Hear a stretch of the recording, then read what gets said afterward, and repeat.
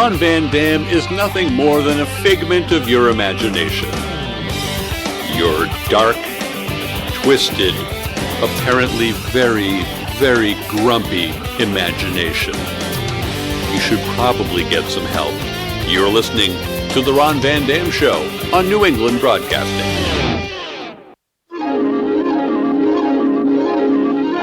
The following program is brought to you in living color. Good morning, good afternoon, good evening, good night. It's the Ron Van Dam Show. Okay, sure, why not? Hold on tight, things can get a bit weird, if you like that sort of thing.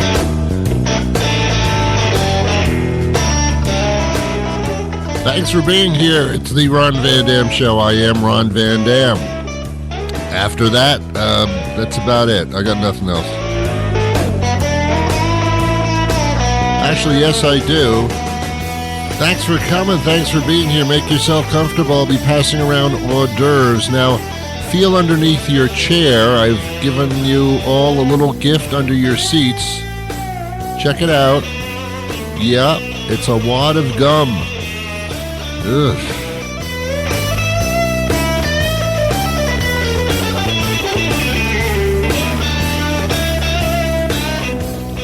Isn't it interesting that we refer to gum, leftover gum, in wads? It's a wad is a very ugly unit of measure. Yeah. Do you want a wad of cream cheese on that? What, a wad? Yeah. Hey, what's that? Hey, can I have a little piece of your wad, please? What are you doing? Why are you saying wad so much?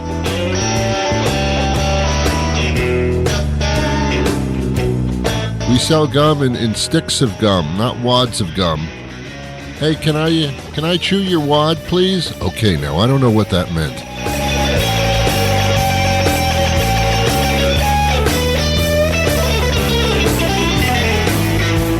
It's the Wad of Gum special. Thanks for being here. This is ridiculous. This is, all right, even I say this is ridiculous. Okay, I have a very interesting show for you today. Now, this all kind of depends on how old you are. Yeah, it's one of those shows you have to be a little bit older than the person next to you in order to appreciate today's episode. So, about, I'd say 2-3 years ago, at the most, I sat down and did an interview with Peter Engel, who's creator of the popular TV show Saved by the Bell. A fascinating man, had to sell the show to NBC, and extremely popular amongst teenagers. It was a thing. This was this was before the turn of the century. Doesn't it make you feel old when you say that, right? Turn of the century was like 25 years ago. But when you say that, it makes you sound like you were from the 1500s. Yeah, I remember from the turn of the century. We invented the steamboat. We didn't have cars or any. No, the turn of the century is 25 years ago. Anyway, I interviewed Peter Engel, and unfortunately, he passed away in March of 2025. But he's a fascinating man, and we're going to air today that exact interview and about how the show got on the air and the various generations that the show started to morph into, and many of the other television programs that he was involved in, produced, and or created. So it should be fascinating. Many of you who are old enough, and I'm talking to you, would remember this show and how big it actually was. It was an international success. Other countries, they would dub it into their language, and it was just as popular in across the globe. Interesting how that happens, and how they never heard of you and me. But this guy was popular. But we didn't know him that well, so we're going to get to know him today. We know his show, but we didn't know the man so much, so we're going to do that. And unfortunately, this is kind of an homage to the gentleman that we did speak to a couple of years ago. So we go and do that. Is that okay with you? Do I have to take a survey? Do we have to do that? You know, is it okay with you? I think you're going to enjoy this. Okay. But first, let's take this commercial break, and when we come back, Peter Engel will join us. Give the gift that says, I love you. The gift that says, happy birthday. The gift that says, get well soon. The gift that says, you're the reason I went into the priesthood. The gift that says, congratulations on not getting indicted. The gift that says, I want to cover you in warm chocolate pudding. The gift that says, good luck in clown college. The gift that says, thanks for removing my unsightly wart. The gift that says, sorry about giving you food poisoning. The gift that says, I'll see you in hell. The gift that says, remember the good times we had in prison. The gift that says, I want to make sweet love to you on the white sand beaches of Rio while your hot cousin watches. The gift that says, thank you for the kidney. The gift that says, you deserve all the best, but this will have to do. The gift that says, thanks, Jesus. Whatever you want to say, you can say it beautifully with a timeless gift from Phyllis Gorman's House of Macaroni Art on Route 94 just past the Rotary, across from Sweaty Palmer's Adult Emporium. Cause I'm saved by love. It's alright. Cause I'm saved by love. It's alright. Cause I'm saved by the bell. Peter Engel joined us, famous producer and creator. And you actually, I guess, decided to sit down and write some of your experiences and memoirs and behind-the-scenes kind of things. Well, it wasn't just about Saved by the Bell. It's the whole journey. It's my life. I met so many interesting people along the way, and the stories are so funny and sad, yeah, and hopeful. Yeah. So it's, Saved by the Bell's the title. Stories of life, love, and dreams that do come true. Let's go back to the beginning. Was there a point in your life, in your childhood, where you envisioned this type of industry and this type of journey? Really? Yes, I grew up on the west side of Manhattan. All right. And as far as I knew, we were the first ones, I think, maybe not, to have a television. Right. And that first night, I saw the Milton Berle Texaco Soft Theater. And I was very shy, and I laughed out. I was not the big mouth I am today. Yeah. And I got, this is for me. This is so very cool. Freeing. Yeah. And of course I didn't tell anyone because I was too embarrassed. But you ended up creating more than performing, from what I know. Yeah, well, I didn't want to be in it. I wanted to write it and produce it and run it. Wow. And you follow, and it was more of a twist on comedy because you did situation comedy. You've done other things as well, obviously. Right. And then you actually, with Last Comic Standing, executive producing that and creating that, that was like right along the comedy line. Has it always been? Right. Pardon? So it's always been that kind of thing where you wanted to bring humor.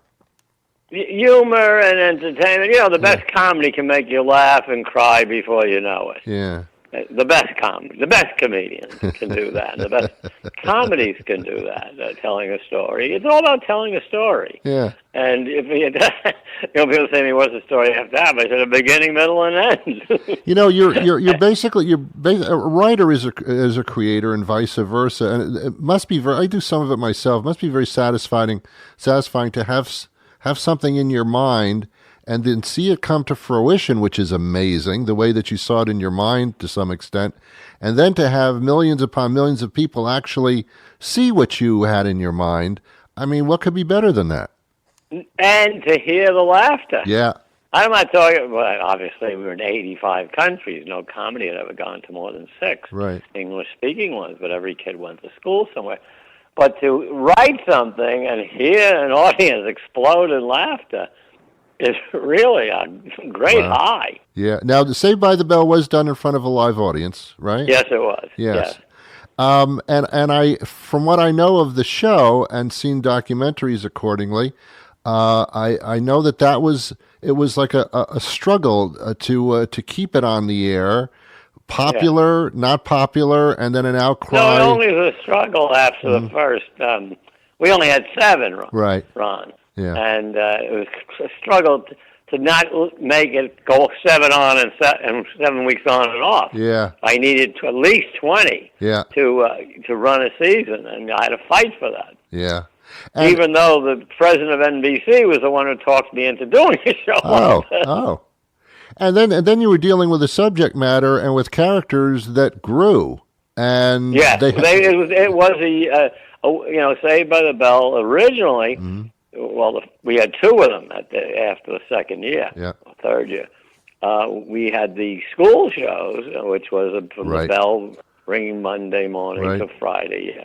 Then we encompassed the weekends. Then we had another time period with adventures right up the beach here.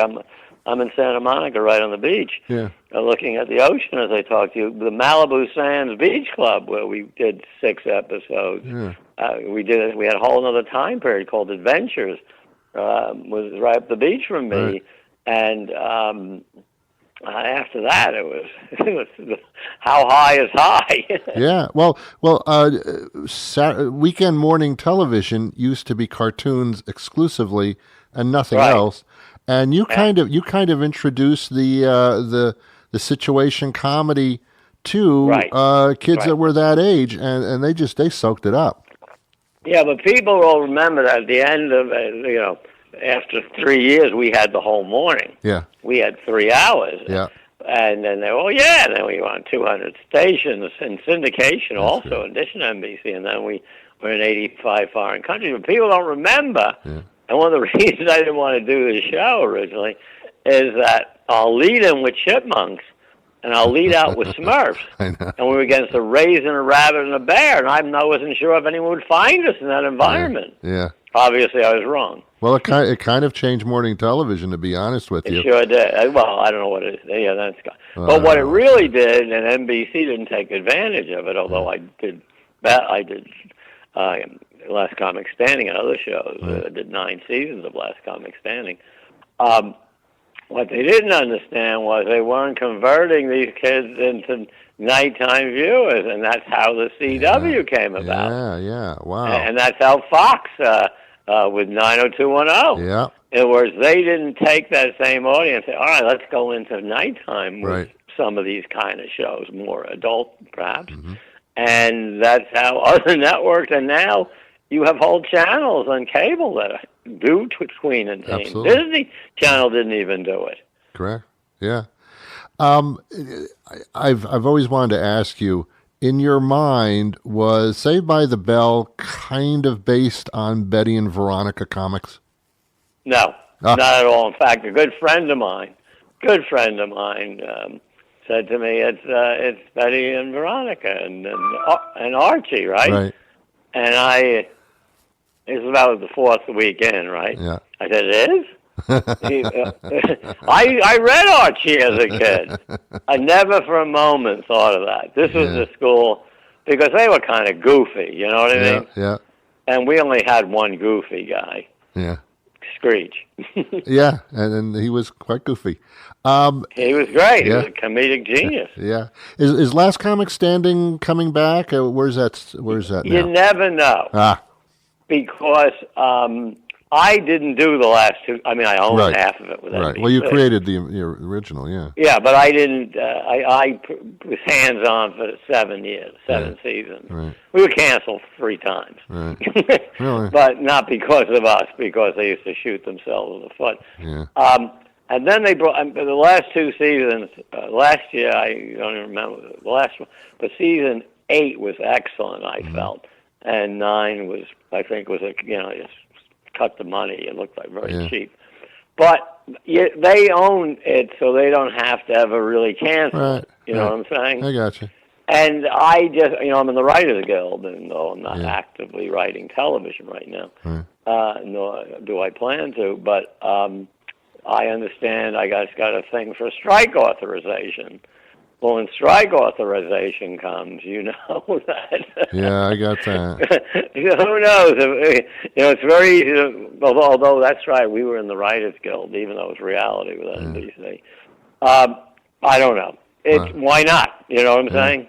Well, if you have a good new group of comics, yeah, you why know, not? It why not? It launched a lot of very successful careers, and that's always sure did. That's always a mark as well. Amy Schumer, Yeah. for one. God. Everyone kept telling me the year we put her in the house, you know, we put the 10 finals in the house. Yeah. And they said, she's not ready. I said, no one's ready. Leave me alone. We're putting her in. She said, no one's ready. So you going? I don't. How much time do I have with you, by the way? Well, if you want. Okay. You were with NBC, but I understand as a page though. Yeah, that's when I went to NYU. All right. You know, I didn't go leave I went to NYU during the day, and I worked at night at NBC as a page. We had those when I did my book signing at the NBC store, December. Wow. They brought the pages down to see me, who I had seen for all my career when I was under exclusive to NBC when they owned half my company. Yeah. But in this case, I looked at the uniforms. They had these kind of gray blazers with kind of a flower. We had real uniforms. We had wing collars, and we had double-breasted blue jackets with big gold buttons, and we had braid too. Right. Ron, we had. If I had my uniform today, I'd probably be in Trump's cabinet. Don't go that far. Yeah, no, but I'm not gonna. But I'm saying that he loves the gold. I had a he loves that gold stuff. braid. Oh yeah. He loves that. He loves that stuff. So, were you in the Film and Television Institute there at NYU? I was. Yes, I was. So was I. I don't know what year you were there, but I graduated in 1960. Oh, okay. I was there graduating in 74. Okay. Yeah. But hey, you know the biggest award. I know I taught there 8 years ago. Really? I did my 35 college, so I taught in the business of the business in Stern. I taught the mounting of a television show in Tisch. Yeah. But, you know, the biggest student award for directors is the Haig Manoogian Award. And he was my professor. Wow. That's cool. And Irving Falk was my writing, advanced writing, only 6 of us. So he was with Orson Welles as a kid, War of the Worlds. That's funny. And he would say to me, you write with an economy of words. Wow. I had a very good experience at NYU. Good times, yeah. I mean, I love the film and television. We used to go to the art theater, watch a movie, and the entire course would be just reviewing the movie. And I thought, this is wonderful. This is great. Well, the first movie we watched was Lenny Reichenfeld's Triumph of the Will. Yeah, wow. And then Orson Welles' Citizen Kane. Citizen Kane? Yes. Yeah, we watched that too. Yeah, absolutely. So, how did the empire build, Peter? I mean, how did you take it from there? Was there someone at NBC that said this kid's got it? I mean, how did it grow like this? I wasn't a kid. I had my heart broken a million times with shows that coulda, woulda, shoulda, didn't. Yeah, but someone recognized something, obviously. Well, Brand Tartikoff was a young mercurial president who unfortunately passed away in the middle of our run. Yes. But he said, come to NBC. He had met me before when I was at Universal or First Artist. And he said, come to NBC. We can do great things. And then he came to me and he said, I want to do a live action show. I said, get someone else. To me, that was Saturday morning. I went home. My wife said, how was your day? I said, they want me to do a kid show. She said, that's great. And I said, who cares about that? She said, how about our kids? I said, good point. Yeah. And I went back to Brand and said, I'll have a show for you in 3 weeks. That turned into 9 teen shows or 10. Wow. Unbelievable. You've met so many famous icons, both in the business and in the music and popularity. I mean, do you feel like you've done the full thing? I mean, you've met people that other people have never even imagined to see. I do, from JFK to John Lennon to going to the White House multiple times to Orson Welles and Betty Davis and Chuck Cousteau and on, and then tell great stories. I had lunch with Elvis. That's not in the book. Wow. He ate, I ate, right? So you have to have a story to be in the always book. ate. That's not a story. So I felt that I wanted to tell the story, the journey of never giving up. Yeah. And if you don't have your heart broken a million times, you'll never really, really, really understand or enjoy the total this feeling of victory. Finally, and then once you get on a roll, I had 6 shows shooting at the same time every week. Wow. I mean, that's insane. It is insane. One show is a full-time job. It is insane. But people It was only my OCD that got me through it. you need something. It did. Everything had to be perfect. Yeah. In fact, sometimes I didn't know what stage I was on when I walked in. Everything had to be just the same. Yeah, you have to be in a million places. Your mind has to be in a million places at the same time. When someone looks like at a career like yours, they only see the successes. They don't see what it took to get there, and this overnight success kind of phrase. It wasn't exist. overnight. Yeah, it doesn't really exist for most people, and there was, I assume, a lot of pain involved going up and down because your mind is on the line, so to speak, in your creation. And in another business, if you fail, no one knows. Correct. If you fail in our business, everyone knows. And you're rejected by millions of people. Yes, it's different being canceled than being fired. It's worse. Yes, it's worse. Okay. Cancel is worse than being fired. Now, so the book just covers the entire journey and some of the behind the scenes things that most people would never have known about if you didn't expose them. Right. I don't say anything bad about anyone, but it's fun. It's fun. Actually, most of the people who read it have said it made them cry also, because there are.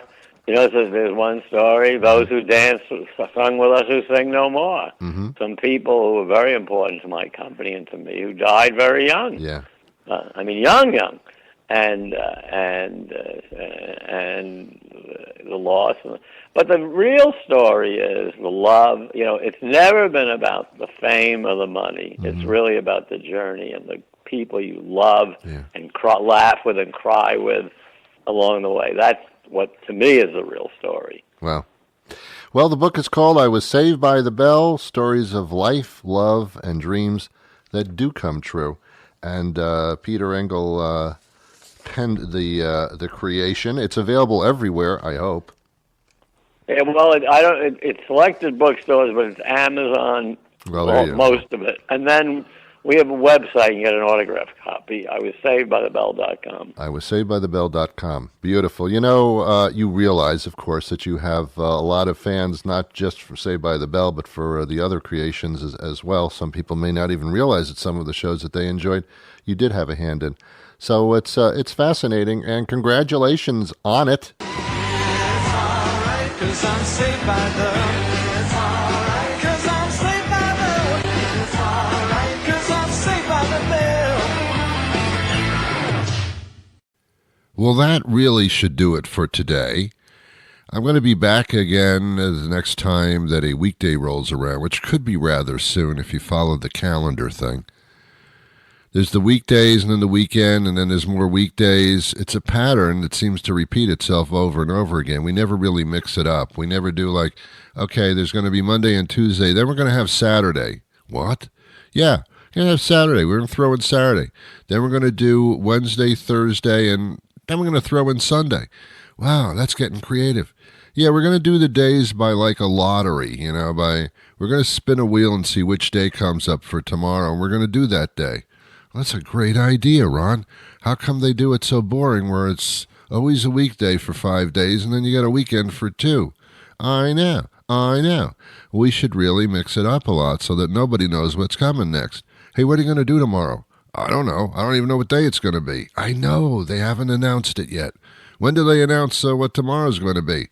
They do that not till tomorrow this week. What week? This week. Wow. So it's going to be a whole week of not knowing what day is going to be next. That's right. And to make it even more confusing, we're going to start shuffling around the years. How's that work? Well, this is like now 2026. Yeah. Next year is going to be 2024. You can do that? You can go back 2 years? We can do anything we want. What, are you kidding me? Of course we can. We can have daylight savings time, not have daylight savings time. It's all up to us. We kind of screw with this stuff. Einstein told us that. Remember Einstein with that movie Back to the Future? You're not supposed to know what's going to happen in the future. If you go back in time, you can correct what's going to happen in the future. Einstein said, "Don't mess with that. Don't you can screw around with your neighbor's wife, but don't mess with time. That's going to be a problem. Don't do that." Yeah, huh? But I can mess with time if I like, because every clock in my house, I can turn it back like 2 or 3 hours at any time I want and make believe it's 2 or 3 hours earlier. Wow. Can't you tell by, like, if it's sunny outside what time it is? No, because it gets, like, darker earlier some days and darker, like, really later, like almost never at all, other days during the summer. So, no, we can screw with time a lot. Well, you can't really screw with time. You can screw with what you call time, how you label it. Yeah, that's right. It's like your boyfriend or your girlfriend. You can screw with them a little bit, but after a while, it's going to get messed up. Same thing. And by the way, everything I say on this show, I have checked out on social media where everything is fine. Everything goes, If you hate something, it's really bad. If you love something, it's really good according to other people. Nothing's according to you anymore. It's all based on what other people think. That's the beauty of social media. Yeah. A beautiful thing. Who the hell came up with social media? The idea was to have everybody become a large community. That's not what happened. Everybody started realizing just how screwed up everybody else is and that we're in a sick society. That's the realization. Evil people can actually gather now.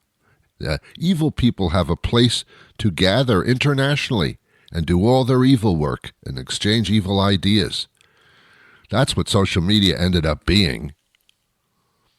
You see, if there's a cause for good and there's a cause for evil, the evil people are going to use it far more intensely than the people who good use it. People who good use it are just going to do it passively. People who are evil, they are into it, man. They are into it. It's true. And not everything I say is true, just most. So, okay. Anyway, thanks for being here. You are wonderful. You really are. I know you personally. Let's say I don't, but let's say I do. And you are a wonderful person. And only wonderful people listen to this wonderful show. So I will be back next time there is a weekday. The next time rolls around. I don't know when that'll be, but it's coming up pretty soon. I can probably believe that. Ladies and gentlemen, this is the end of the program. I've stretched out this monologue as far as I can in order to reach the appropriate amount of time as agreed by law for entertainment purposes. So, until next time, I wish you peace.